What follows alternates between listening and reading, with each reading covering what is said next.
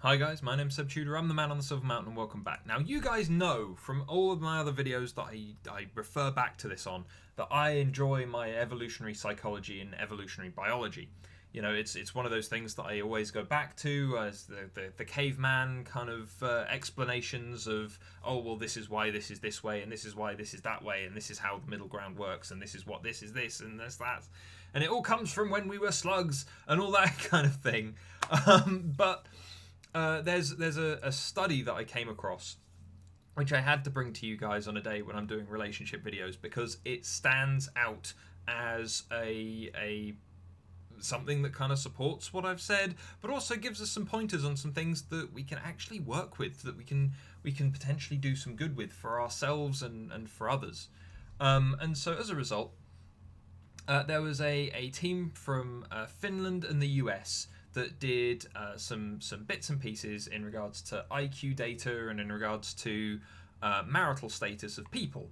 Now, it's been suggested for a fair while, mostly by people looking at evolutionary biology, evolutionary psychology, that intelligence as a whole may very well have developed as a result of, or human intelligence rather, as a whole may have very well have developed as a result of sexual selection. So the partners that were smarter had a greater chance of surviving. They had a greater chance of attracting partners, of maintaining their relationships and not getting themselves killed by their comrades, by having kids and keeping those kids alive. And so as a result, those genes would slowly spread among the populace and promote the increase in brain power as the species continue to grow and develop. And so, you know, whilst there's some evidence for that in various different ways, there's actually this piece of work that's come out from this Finland slash US team, who have taken a look at national statistics data for various Finland's national statistics data, and IQ information and other bits and pieces as well, all over the place, to kind of demonstrate this link. And so what they did was they took a look for kind of the number of people who were married, and then they compared them with IQ scores, and they controlled mathematically for the influence of men's potential incomes. And you know, it's especially on older generations, you know, a man's wealth and earning prospects would have had an important effect on his likelihood to marry and things like that as well. But then again, it also stands out that you know, those people who were more intelligent would also potentially be better paid. But what stands out in the data was that in fact wealth was more influential than intelligence in terms of kind of the overall important factors of marrying. Probably just because, yeah, marriage costs a lot, regardless of who you are and where you are. But a person with a higher IQ was still more likely to have married and stayed married, regardless of his wealth. So basically, a person with more money, a man with more money, was more likely to get married, but would potentially not stay married, or stay married, you know, for the most part. But a person with higher intelligence, with a higher IQ score, was more likely to get married and then stay that way, regardless of his wealth. He could be the most wealthy or the least wealthy person, but he would still have a higher likelihood of staying in a happy relationship after marriage than someone with higher wealth. And so then they went on to break this down into kind of a greater kind of appreciation of what IQ means, because IQ is a nebulous term anyway, and there are numerous different types of intelligence, depending on who you ask and which models you're using. And so what they did was they broke it down into three areas: verbal intelligence, logical intelligence, and numerical intelligence. So verbal intelligence is obviously communication, but I would imagine that would also have an element of kind of emotional intelligence as well, considering verbal communication isn't purely verbal. There's the appreciation of tone and language use and all of that kind of thing that all breaks down into various different ways. So I'd imagine that that's the end that the emotional intelligence is also going to be sat at. Logical, obviously more problem solving based, and then numerical in terms of direct kind of arithmetic skill. And they found, rather unsurprisingly, as I would hope it would be rather unsurprising, verbal intelligence was by far the most important form of intelligence when it came to getting married, be it marriage generally and marriage persisting.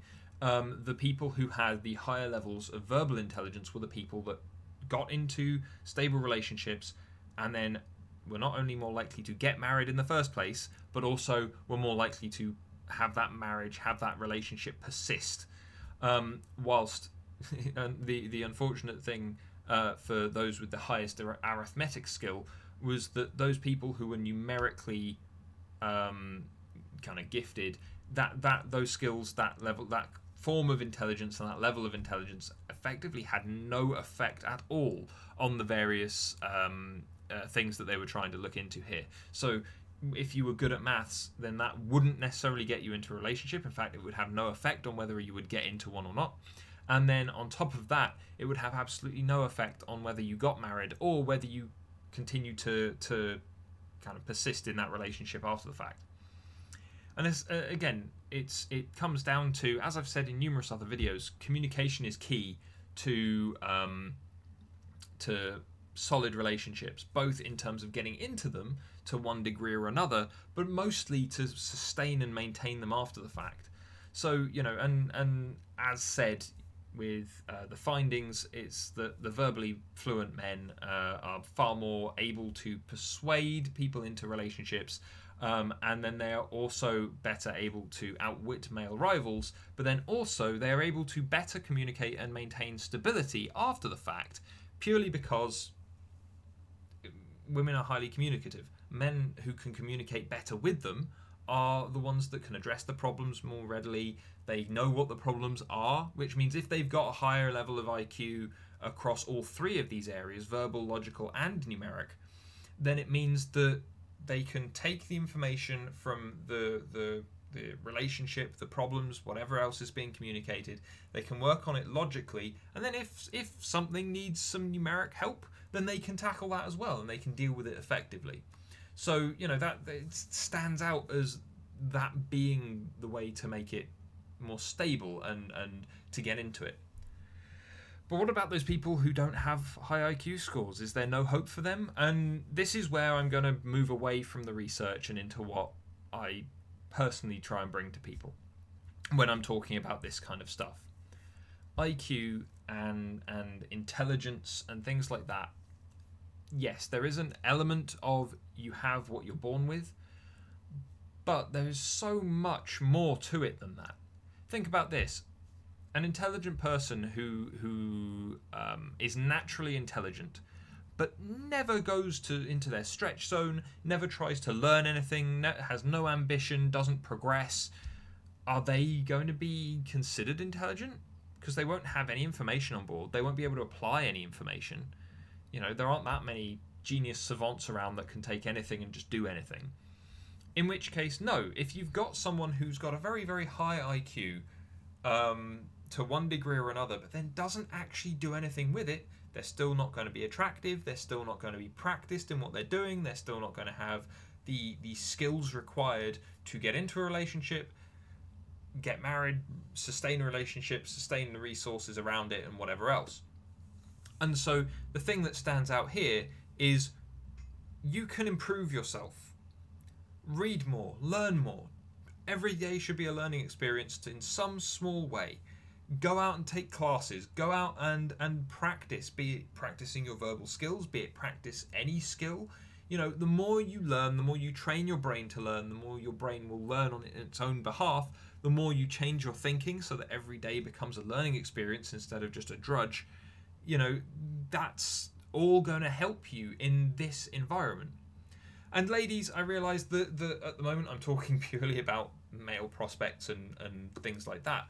But as we were talking about in regards to last week, or the week before, whenever it was that the video went up, where I was talking about how looking at things one-dimensionally doesn't help anybody.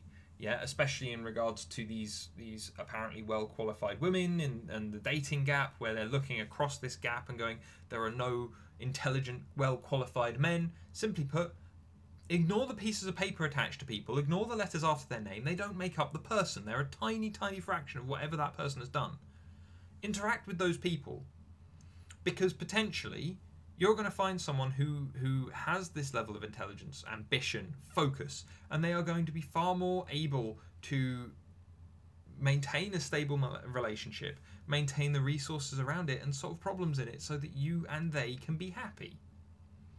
So when it comes to the female perspective on this, I would like to think that there would be something here to say, ambitious guys who are going to be working and who are going to be thinking through problems and training themselves up and doing things like that, give them a chance even if they don't have letters after their name, even if they're not some university qualified graduate. And then guess what? I bet you anything we'll see the dating cap close, at least a bit. And in regards to guys, don't stop learning, don't stop training yourself, don't stop improving yourself, because when you do, that's when these things break down. Even when you're in a relationship, keep learning, keep developing, keep striving rather for better, because that way not only are you going to encourage your partner to do the same, but you're going to continue to have new stuff to bring into that relationship, develop that relationship, and do more with it. Yeah, whether it's just do more with it in regards to the stuff you've already been doing so that you just get more of what you want and you're both happy, or whether it's you go off on this grand adventure with your partner and see more of everything that the two of you want to see. Yeah, which, regardless of which way you want it, or if you've got your own way that's down the middle somewhere that I've not mentioned here, then simply put, self-improvement is a big thing for men to work with here. And then on the other side, women, self-improvement's great for you too, but limiting yourselves, as seems to be the statistical trend that is going on at the moment, isn't helping you at all, considering that there's a good chance that a fair number of these people that they measured with high IQ were in no way super well qualified. There was probably a good number of them that were sat in the armed forces, sat in various other places, and so that's where kind of break down the barriers, stop limiting yourself, and just communicate with people, talk to more people.